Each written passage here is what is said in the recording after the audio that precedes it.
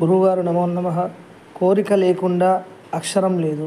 అక్షరం ఉన్న అర్థం తెలియకపోతే మాత్రము మానవుడు అనేక జన్మలు ఎత్తుతూ ఈ కూపంలో పడిపోవాల్సిందే, అనేక సార్లు మరణించాల్సిందే, ఈ చీకటి అంధకారంలో చావాల్సిందే. అర్థము కంపల్సరీ, మంత్రము కంపల్సరీ. కేవలము వేదం పరంగా భగవంతుడు ఇచ్చింది అయితేనే ఈ మానవునికి శ్రేష్టము, శుభము. ఓం నమస్తే. నేను doctor Venkata Chaganti, president, university of applied Vedic sciences. Srikanth Sharma గారి ప్రశ్న విన్నారు కదండి. ఆయన ప్రశ్న స్టేట్మెంట్ అంటే ఆయనకు అర్థమైంది కరెక్టా కాదా అన్నది ప్రశ్న. సో ఆయన కోరిక, అక్షరము, మంత్రము ఇవన్నీ చెప్పుకుంటూ వచ్చి, సో అక్షరం అన్నది కోరిక ఉంటేనే ఉంటుంది, అలా ఉంటేనే మంత్రం ఉంటుంది, మంత్రానికి అర్థం తెలిస్తేనే కరెక్టు, అర్థం తెలియకపోతే వేస్ట్. ఇవన్నీ కరెక్ట్ అండి. శ్రీకాంత్ శర్మ గారు, మీరు కరెక్ట్ చెప్పారు. అక్షరము అని మీరు చక్కగా వాడారు. అంటే ఏంటి? ఒక అక్షరం. కోరిక ఏమిటి? అక్షరాలు. కోరిక ఉంటేనే అక్షరాలు ఉంటాయి. అంటే ఎలా ఉంటుందంటే, దాహం వేస్తేనే నీళ్లు ఉంటాయి, నీళ్ళ కోసమే దాహము, దాహం కోసమే నీళ్లు. ఈ రెండు ద్వంద్వాలు. ఆకలి, అన్నం. అంటే జీవుడు, అన్నం, ద్వంద్వాలు అన్నమాట. జీవుడు ఎక్కడుంటే అన్నం అక్కడ ఉంటుంది, అన్నం ఎక్కడుంటే జీవుడు అక్కడ ఉంటాడు. ఇది లక్షణం అన్నమాట. సో ఇవన్నీ ద్వంద్వాలు. అలానే కోరిక అక్షరం అని శ్రీకాంత్ శర్మ గారి భావన అయి ఉండాలి. సో కోరిక అక్షరము. కోరిక ఉంది అంటే దాని ఎక్స్ప్రెషన్ ఉంటుంది అనమాట. ఎక్స్ప్రెషన్ రావాలి అంటే అక్షరాలు ఉండాలి, భాష ఉండాలి. భాష లేనిది ఎక్స్ప్రెస్ చేయలేం కదా. ఎస్ శ్రీకాంత్ శర్మ గారు, మీరు చెప్పింది కరెక్టే. అది మనము మంత్రం ద్వారానే పరమాత్మను తెలుసుకోగలుగుతాము. అప్పుడే మనము సత్వగుణానికి వస్తాము, లేకపోతే రాలేము. అది మటుకు తథ్యము. అయితే మీరు అక్షరం గురించి చెప్పారు కాబట్టి, పోయినసారి కూడా వీడియోలో మీరు ప్రశ్న అక్షరం మీదే చెప్పారు. అక్షరం మనసులోంచి వెళ్తుంది, సూర్యుడి దాకా వెళ్తుంది, చక్కగా చెప్పారు. అది కరెక్ట్, అది బాగా చెప్పారు, అది వాస్తవం. అయితే దానికి సంబంధించిన మంత్రం కూడా ఒకటి మీకు చూపిస్తాను. మీరు అన్నారు కాబట్టి దాన్ని చూపిస్తాను, జాగ్రత్తగా చూడండి. మొట్టమొదట కింద ఇవ్వబడిన యజుర్వేద మంత్రం 9వ అధ్యాయం 31 మంత్రం. ఇది వెరీ ఇంపార్టెంట్. అగ్నిరేకాక్షరేణ, ఏకాక్షరేణ, ఏక అక్షరేణ. ఇది అగ్ని. సో ఒకటే అక్షరం. ఇది ఇక్కడ ఒక నిగూఢమైన రహస్యం ఉంది ఇక్కడ. ఏకాక్షరేణ అంటే ఏమిటి అన్నది. ప్రాణ, ప్రాణం అంటే అగ్ని, అక్షరము, ప్రాణము ఇలా వరుస పెట్టి మంత్రంలో చెప్పుకెళ్తున్నాడు. సో ఈ మంత్రాన్ని అర్థం చేసుకున్నారంటే మీరు మీ మదిలో ఏదైతే, మనసులో ఏదైతే భావన వచ్చిందో దాన్ని మీరు సరి చేసుకోవచ్చు. ఇప్పుడు మీకు వచ్చిన స్టేట్మెంట్ మీరు ఏదైతే ఇచ్చారో అది ఈ మంత్రంతో మీకు సెటిల్మెంట్ అవుతుంది. దీని అర్థం బాగా తెలుసుకునే ప్రయత్నం చేయండి మీరు. సరే, ఇంకా పైన మంత్రం ఏంటంటే ఇక్కడ మీకు సహస్రాక్షర, ఇది ఇట్లా వచ్చింది. సో ఈ సహస్ర అక్షర అని చదువుతాం అనమాట మంత్రం చదివేటప్పుడు. సరే, ఈ సహస్రాక్షర మరి ఏమిటిది? ఇక్కడేమో ఏకాక్షరం, అక్కడ సహస్రాక్షరం చెప్పి పరమే వ్యోమన్. వ్యోమన్ అంటే పరమే, వ్యోమన్. వ్యోమన్ అంటే ఆకాశం, మొత్తం సర్వత్రా వ్యాపించి ఉన్నది. సో ఆ పరమాత్మని వ్యోమన్ అంట. సో ఇది మీరు అడిగిన ప్రశ్నకి సమాధానం. మీరు ఇది అర్థం చేసుకున్నారని అనుకుంటాను. మీ మనసులో మెదిలిన దానికి చెప్తున్నా. సహస్రాక్షర పరమే వ్యోమన్. ఇక్కడేమో అగ్ని ఏకాక్షరేణ. సో ఈ రెండింటిని మీరు కనుక తెలుసుకోగలిగితే ఆ పై మంత్రంలో భావము, ఈ కింద మంత్రంలో భావము తెలుసుకుంటే మీకు మీరు ఇచ్చిన స్టేట్మెంట్ కరెక్టా తప్పా అని తెలిసిపోతుంది అన్నమాట. సో ఈ రెండు మంత్రాల అర్థాలు మీరు తెలుసుకోండి. సో పూర్తిగా సంపూర్ణంగా తెలుసుకోవాలి. మీరే చెప్పచ్చు కదండి అంటే, నేను అన్నీ చెప్తూ కూర్చుంటే కుదరదు. మీరు కొంత నేర్చుకోవాలి. అందుకని ఈ నేర్చుకోవడం అన్నది ఎసెన్షియల్ మీకు. సో అలా నేర్చుకోవాలి. ఎందుకంటే మీ అంతటా మీరు తపస్సు చేయాలి. మీకు అర్థం కాదు అనే పని ఉండదు. నేనున్నా కదా వెనకాల.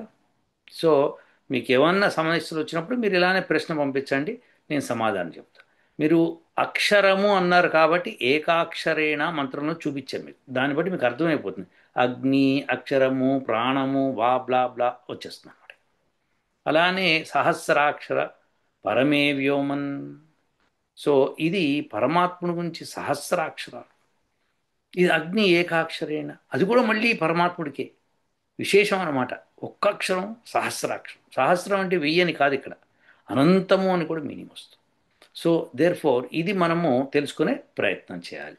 అప్పుడు మీరు ఇచ్చిన స్టేట్మెంటు, మీ మదిలో మెదిలిన ఆలోచనలు, ఈ మంత్రాలు మీకు పుష్టినిస్తాయి అన్నమాట. అలానే మీ రెండో ప్రశ్న, రెండో స్టేట్మెంట్కి వెళ్దాం. గురువుగారు నమో నమః. ఈ వేద మంత్రాలన్నీ కూడా మానవుని కోరికలు మాత్రమే. అది భగవంతుడు ఇచ్చింది కాబట్టి శుభము మంగళం జరుగుతుంది.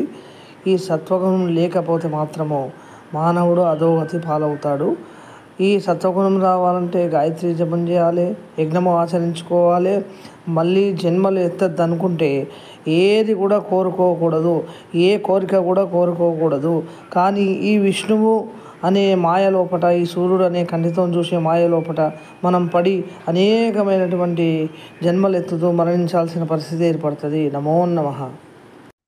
సో శ్రీకాంత్ శర్మ గారి రెండో స్టేట్మెంట్ ప్రశ్న స్టేట్మెంట్ లాగా ఉంటుందన్నమాట. అదేంటంటే, సరే మంత్రాలే కోరికలు, సో అలా చేసుకుంటూ పోతే మనకి మంచి జరుగుతుంది. నిజమండి, శ్రీకాంత్ శర్మ గారు బాగా చెప్పారు. మంత్రాలే కోరికలు అనే కంటే అయ్యా కోరికలు కూడా అందులో ఉంటాయి, డెఫినెట్గా మంత్రాల్లో ఉంటాయి. అలానే మానవుడు ఆచరించవలసిన ధర్మాలు అన్నీ వేదంలో ఉంటాయి. అది పూర్తి జ్ఞానం అన్నమాట. అలా ఆచరించే వ్యక్తికి, అలా చేసుకుంటూ వెళ్ళే వ్యక్తికి, ఈ ప్రపంచం గురించి తెలుసుకోవాలనుకునే వ్యక్తికి, సర్వత్రా ఏముందో తెలుసుకోవడానికి, అణువు నుంచి పరమాత్మ దాకా అన్నీ తెలుసుకుందుకు వేదం ఉందన్నమాట. వేదంలో సర్వము ఉంది. సో అలా తెలుసుకుంటూ మనం మన యొక్క ఎబిలిటీస్ని చూపించుకుంటూ పోవాలి. వేదంలో సైకిల్ ఉందా, వేదంలో మోటార్ సైకిల్ ఉందా, వేదంలో పంచర్ వేయటం ఉందా, ఇలాంటి ప్రశ్నలు కాదు ఉండేది. వేదంలో జ్ఞానం ఉంటుంది. ఆ జ్ఞానంతో నువ్వు సైకిల్ చేసుకుంటావా, మోటార్ సైకిల్ చేసుకుంటావా, పంచర్ చేసుకుంటావా, అది నీ ఇష్టం. సో ఆ జ్ఞానాన్ని సంపాదించడానికి వేదము బీజ రూపంలో ఉంటుంది. బీజ రూపంలో ఉన్న దాన్ని మనము నాటి, దానికి నీళ్లు పోసి, ఎండ తగిలేటట్టు చేసి, గాలి తగిలేటట్టు చేస్తే మొక్కై మొలిచి, దానికి ఇంకా నీళ్లు పోస్తుంటే అది పెద్ద చెట్టు అవుతుంది. చెట్టు అయినప్పుడు మనం దానికి ఫలాలు ఇవ్వడం మొదలు పెడుతుంది. ఆ ఫలాల్ని తీసుకోవాలి మనం. సో అలా బీజ రూపంలో ఉన్న వేద మంత్రాన్ని మనం పెంచి పోషించాలి. ఎలా అయితే మనకి సైంటిస్టులు ఒక స్టేట్మెంట్ ఇష్యూ చేస్తారు, ఒకటే స్టేట్మెంట్ ఉంటుంది. ఆ స్టేట్మెంట్ నుంచి మిగతా మనం డెవలప్ చేసుకుంటూ వెళ్తాం అనమాట. సో అన్ని పరీక్షలు అన్నీ కూడా ఆ స్టేట్మెంట్ నుంచి వెళ్తాయి. మ్యాథమెటిక్స్లో ఒక ఈక్వేషన్ ఉంటుంది, అంతే. ఆ ఈక్వేషన్ యూటిలైజ్ చేసుకొని మనం సైన్స్ని మనం డెవలప్ చేసుకుంటూ వెళ్తాం అనమాట. అలానే వేద మంత్రాలని కూడా. సో మీరు కరెక్ట్గా చెప్పారు, కోరికలన్నీ వేదంలో ఉన్నాయి. అవి ధర్మపరమైన కోరికలు. ఆ కోరికలను ఆచరించటం మూలంగానే మనకి సత్వగుణం వస్తుంది, మోక్షానికి దగ్గర అవుతాం అన్నమాట. సో అది ఫర్ ష్యూర్ అండి. సో మనము ఈ కోరికల్ని అన్నీ వదిలేయటం కాదు, కోరికలను వదలక్కర్లేదు మీరు. కోరికలు ఉండాలి, వేదపరంగా ఉండాలంటున్నాను. అంటే ఏంటంటే, ఇప్పుడు మీకు ధనం కావాలనుకోండి, ఆ ధనంకి ఎలా ఉంది వేదమంత్రము తీసుకొని అలా చేసుకోవాలి. అలానే మీకు ఆ, జ్ఞానం కావాలి, వేదం ఏం చెప్తుందో అది చేయాలి. అలానే వ్యాపారం చేయాలి, వేదంలో ఏం చెప్పారో ఆ విధంగా చేయాలి. సో ఆ విధంగానే రాజ్యం ఏలాలనుకోండి, వేదంలో ఏం చెప్పారో ఆ విధంగా రాజ్యం ఏలాలి. సో ఇవన్నీ వేదం నుంచి తీసుకొని మీరు చేయాలి. సో అవన్నీ కూడా మీరు కోరికలు వద్దు అనడానికి ఉండి ఉంటే గనక, వేదంలో కోరిక కోరుకో అని ఉండదు ఇంకా. సో మనం ఎందుకు కోరుకోవాలి? ఇప్పుడు ఇక వేదంలో మంత్రాల్లో ఉన్నదే కోరికలు ఎలా తీర్చుకోవాలో చెప్తోంది వేదం. సో అలాంటప్పుడు కోరికలు కోరాలి, కానీ దాని యొక్క రిజల్ట్ని పరమాత్ముడికి వదిలేసేయాలి. మనం కోరాలి, పని చేసుకుంటూ పోవాలి, చేసుకుంటూ పరమాత్ముడు ఇచ్చినప్పుడు అది తీసుకోవాలి, కానీ పని మటుకు చేయాలి. 100 సంవత్సరాల దాకా మనిషి పని చేస్తూనే ఉండాలి, కోరిక కోరాల్సిందే. ఎలా చెప్పారో వేదంలో అలా కోరాలి, ఇష్టం వచ్చినట్టు కోరకూడదు అనమాట.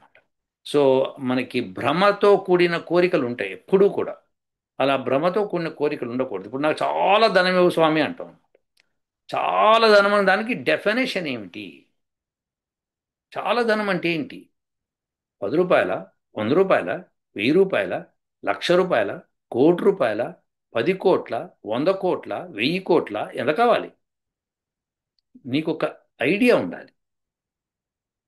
సో ఆ ఐడియా కరెక్ట్గా ఉండాలి, భ్రమ లేకుండా ఉండాలి. ఆ భ్రమ లేకుండా ఉండటానికి ప్రయత్నం చేయాలి, చేసి ఆ కోరికను తీర్చుకోవాలి. సో అందుకని మీరు వేద మంత్రాల ద్వారా కోరికల్ని తీర్చుకోవాలి, నెరవేరేటట్టుగా ప్రయత్నం చేయాలి. కానీ కోరికలు కోరకుండా ఉండడం తప్పు. కోరిన కోరికతో రిజల్ట్స్ పరమాత్ముడికి వదిలేయాలి. ఎప్పుడు ఇస్తే ఆయన ఇస్తాడు, నేను పని చేసుకుంటూ పోతాను. నేను ధనం కోసం పనిచేయాలి, ఓ ఈ మంత్రం ఉంది, ఈ మంత్రంలో ఇలా చెప్పాడు, నేను ఇలా చేస్తాను, చేసుకుంటూ పోతా, అది పరమాత్ముడు నాకు ఇవ్వాల్సింది అనుకుని వదిలిపోవాలి, వదిలేసేయాలి, వెళ్ళిపోవాలి. అప్పుడు హ్యాపీగా ఉంటుంది. కాబట్టి కోరికలు కోరాలండి, ఆ, కోరాలి.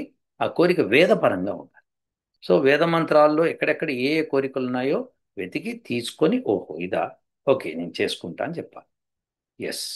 సో మనకి యజ్ఞాలు చేసేటప్పుడు కూడా కామిత యజ్ఞాలు ఉన్నాయన్నమాట. సో గాయత్రి మంత్రం చదువుకోవాలి, మీరు యజ్ఞాలు చేయాలి, కోరికలు కోరుకోవాలి, చక్కగా వాటిని నెరవేర్చుకునే పద్ధతుల్లోకి వెళ్ళాలి. సో అది కంపల్సరీ అన్నమాట. ప్రజాపతే నత్వదేతాన్యన్యో విశ్వజాతాని పరితా బభూవ యత్కామాస్తే జుహుమస్తన్నో అస్తు వయం శ్యామపతయోరైణాం. హే పరమాత్మ, నీకు తప్పితే అన్యులకి ఎవరికి నా మనసులో ఏముందో తెలియదు. తెలుసుకొని నా కోరికల్ని నెరవేర్చు స్వామి అని ఈ మంత్రంలో చదువుతున్నాము. So this is how we should do అనమాట.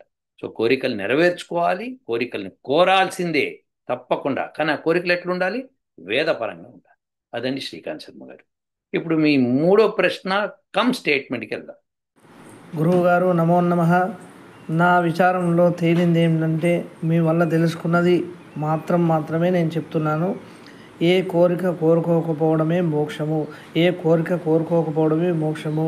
కానీ ఈ విష్ణువు, ఆ పరమేశ్వరుడు మనం చేసినటువంటి పాపపుణ్యాలు నిజంగా ఇవన్నీ కూడా ఈ కూపంలో పడిపోవాల్సిందే. ఏదో ఒక భావంలోకి పోవాలి, అంటే ఏదో ఒక మంత్రాన్ని తీసుకొని దాంతో ఉద్ధరణ చేసుకోవాలి. ఏదో ఒక భావంలోకి మాత్రము, ఏదో ఒక మంత్రంలోకి మాత్రము తప్పకుండా మానవుడు పోవాల్సిందే. నమో నమః. సో శ్రీకాంత్ శర్మ గారు ఏంటంటే, కోరికలు కోరుకోకపోతేనే మోక్షంకి వెళ్తాము అనుకుంటున్నారు. మోక్షంకి వెళ్ళడం కూడా ఒక కోరికే నాయన. కాబట్టి శ్రీకాంత్ శర్మ గారు కోరికలు కోరాలి ఖచ్చితంగా. అవి వేదపరంగా ఉండాలి, ఇదివరకే చెప్పాను. సో కోరికలు కోరుకుంటూ ఉండాలి, వాటిని నెరవేర్చుకునే పద్ధతి ఉంటుంది, అది చేసుకుంటూ వెళ్ళాలి. ఎందుకంటే ధర్మం ఆచరించలేం, కోరిక లేకపోతే ధర్మం ఎక్కడ ఆచరిస్తాం? నేను యజ్ఞం చేయాలి అని కోరుకోవడం కూడా కోరికే కదా. హ్మ్. ఆ కోరికతోనే మీరు సంపాదించుకుంటారు, సంపాదించుకున్న దాన్ని మీరు యూటిలైజ్ చేసి చేసుకుంటారు. సో సంపాదన అన్నది కోరికతోనే ముడిపడి ఉంటుంది. సో కోరుకోవాలి, కానీ ధర్మపరంగా కోరుకోవడం వలన మీకు మోక్షం తొందరగా వస్తుంది అనమాట. తప్పకుండా ఆ విధంగా చేస్తేనే మోక్షం వస్తుంది. సో అది వేద మంత్రాల ద్వారా ఉన్న కోరికలనే కోరాలి. ఆ వేద మంత్రాల్లో ఉన్న లిస్ట్ అంతా బయటికి తీశారనుకుంటే కోరుకోవడంలో అందులో స్పష్టంగా ఉంటుంది. సో అందులో ఉన్న దాన్ని మనం యూటిలైజ్ చేసుకోవాలి, యూజ్ చేసేసుకుంటే అయిపోతుంది. సో అలా కాకుండా మనము కేవలము కోరికలు కోరకుండా ఉంటే సరిపోతుంది అనుకుంటే తప్పు అవుతుంది. కోరికలు కోరాలి, ఖచ్చితంగా కోరుకోవాలి, కోరుకోవడంలో తప్పు లేదు. కానీ దాని రిజల్ట్ కోసం మీరు బాధపడకూడదు. మంచి జరిగిందా చెడు జరిగిందా అనవసరం, మీకు జరిగిపోతుంది, మంచి జరుగుతుంది. కాబట్టి మీరు కోరికలు కోరండి, ఓకే, కోరి ఆ తర్వాత మోక్షానికి ప్రయత్నం చేయండి. గురువుగారు నమో నమః. గురువుగారు నమో నమః. మీ వేద పాఠశాలలో నేను చేరి నెలకు నేను ఏ విధంగానైనా సరే నేను తీర్చుకుంటా, ఫీజు కడతా. తప్పకుండా నన్ను ఉద్ధరించే మార్గాన్ని చూపించండి. మీ ద్వారా నేను అనేకమైనటువంటి విషయాలు సంగ్రహిస్తాను. దయచేసి నా యందు దయ ఉంచండి. అన్యదా శరణం నాస్తి. సో శ్రీకాంత్ శర్మ గారు, మీరు మా వేద పాఠశాలలో చేరాలనుకోవడము నాకు చాలా సంతోషంగా ఉంది. తప్పకుండా చేరొచ్చు, కానీ ఈ సంవత్సరానికి మేము అడ్మిషన్స్ తీసుకోవట్లేదు. ఇది నెక్స్ట్ ఇయరే అడ్మిషన్స్ తీసుకోవడం మొదలు పెడతాము. కాబట్టి మీరు నెక్స్ట్ ఇయర్ మమ్మల్ని అప్రోచ్ అవ్వచ్చు ఒకటి. నెంబర్ టూ ఏంటంటే మా దగ్గర చేరాలంటే కొద్దిగా ఖరీదు ఎక్కువగానే ఉంటుంది. కాబట్టి మీరు దానికి ఆ స్తోమత మీకు లేదేమో అని నాకు అనిపిస్తోంది. మీరు ఆ స్తోమత పెంచుకోండి. మీరు ధనం ఆర్జించండి చక్కగా. అప్పుడు మీ పిల్లవాడిని చదివించండి, బాగా చదివించండి. అది ఫస్ట్ అబ్బాయి ఖర్చు పెట్టండి, మీ భార్య ఖర్చు పెట్టండి. తర్వాత మీరు కొంత ధనము స్టోర్ చేసి పెట్టుకోండి. అది అప్పుడు మీకు ఒక సంవత్సరం 2 సంవత్సరాల ధనం మీకు ఆ, వేద వేదం చదవడానికి పనికొస్తుంది. సో మొట్టమొదటి మీరు చేయాల్సింది ఏంటంటే ధనం ధనార్జన చేయాలి. ధనార్జన మీ పిల్లవాడికి మీ భార్యకి ఇచ్చిన తర్వాత మిగిలింది మీరు ఒక భాగాన్ని విడిగా పెట్టుకోండి మీ చదువు కోసం. అలా చెప్పండి, ఇద్దరికి చెప్పి చేయండి. చేస్తే ఏమవుతుందంటే వాళ్ళు హాయిగా ఉంటారు, మీరు అనుకున్నది కూడా నెరవేరుతుంది. కాబట్టి ఇది పద్ధతి. కొద్దిగా ధనం ఆర్జించుకోండి శ్రీకాంత్ శర్మ గారు. మీరు ప్రయత్నం చేయండి, భగవంతుడిని స్మరించండి. మీరు పని ఎక్కువ కష్టపడండి, చేయండి, అందరికీ చెప్పండి, నేను ఇది చేయగలను చెప్పండి, చేయడానికి ప్రయత్నం చేయండి. ఒకవేళ మీకు అలా కుదరట్లేదు, అలా అవ్వట్లేదు, నాకు ధనం రావట్లేదు అని అనుకుంటే కనుక అప్పుడు మీరు ఎలా చదువుతారు? సో చదవడం కోసమైనా ధనం ఆర్జించండి. ఓకే, మంచి మార్గంలో. సో తప్పకుండా మీకు భగవంతుడు ఇస్తాడని నాకు ఎందుకో నమ్మకంగా ఉంది. సో దయచేసి మీరు ఆ పని చేయండి. ఆ తర్వాత మీకు తప్పకుండా నేను వేదం నేర్పిస్తాను. ఉంటానండి. ఓ